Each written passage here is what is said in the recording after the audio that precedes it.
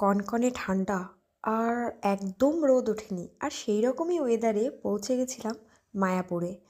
মায়াপুর মানেই মায়ানগরী, মায়াপুর মানেই শান্তি আর শান্তি। কারণ শ্রী চৈতন্য মহাপ্রভুর জন্মভিটে, আর শ্রী চৈতন্য মহাপ্রভু মানেই রাধা এবং কৃষ্ণের যুগলবন্দি। আর ভগবানকে মন পরিষ্কার করে যেমন ডাকতে হয়, তো সেই রকমই কিন্তু নিজেদেরকেও পরিষ্কার রাখতে হয়। মায়াপুর মানেই পরিষ্কার পরিচ্ছন্নতার যেন একটা নিদর্শন।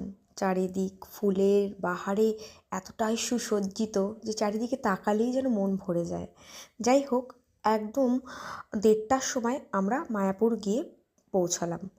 পৌঁছানোর পরে ভাবছি যে মহাপ্রসাদ পাবো তো, কারণ এত দূরে আসা, ঠাকুরের মন্দির দর্শন, ঠাকুর দর্শন, আর তার সাথে মহাপ্রসাদটা না পেলে যেন পুরোটাই কেমন কেমন যেন লাগে, বৃথা মনে হয়। যাই হোক, মহাপ্রসাদের লাইনে দাঁড়িয়ে পড়লাম।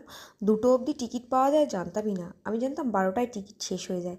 যাই হোক, 2টো অবধি টিকিট পাওয়া যায়, তো আমরা কিন্তু টিকিট পেয়ে গেলাম। আমরা মহাপ্রসাদের টিকিট নিয়ে মহাপ্রসাদের লাইনে দাঁড়িয়ে পড়লাম। তারপরে বেশ 1.5 ঘন্টা আমাদের লাইনে দাঁড়িয়ে থাকতে হয়েছে। 1.5 ঘন্টা লাইনে দাঁড়িয়ে থাকতে হলেও কোনো কষ্ট হয়নি। তার কারণ কি?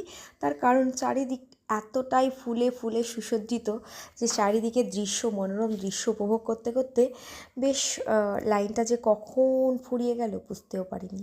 যাই হোক, তারপরে লাইন কমপ্লিট করে আমরা যখন মহাপ্রসাদের কক্ষে ঢুকলাম, তখন তো পেটে খিদেতে আমাদের আগুন জ্বলছে। তখন আমরা প্লেট কালেক্ট করলাম। তারপরে আমাদের প্লেটে পরপর পরপর খাবার দিতে থাকলো। প্রথমেই সাদা ভাত, তার সাথে ডাল, তারপরে 2 রকমের সবজি দেওয়া হলো, পায়েস দেওয়া হলো, এবং যত ইচ্ছা তত পেট ভরে খেতে পারো। যাই হোক, আমরা খুব সুন্দরভাবে মহাপ্রসাদ গ্রহণ করলাম। পেটও যেমন শান্ত হলো, মনও শান্ত হলো। এবং তারপরে 4টের সময় কিন্তু মন্দির খোলে। তো আমরা আবার 4টের মধ্যে খাওয়া কমপ্লিট করে আমরা মন্দিরের উদ্দেশ্যে রওনা দিলাম। তো এই ভিডিওটাতে আমি এই পর্যন্তই বললাম।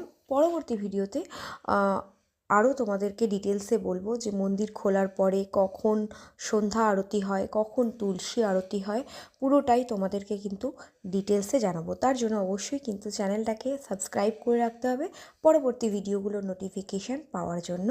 দেখা হবে তোমাদের সাথে আবার পরের ভিডিওতে। অনেক ভালো থেকো, সুস্থ থেকো, টাটা।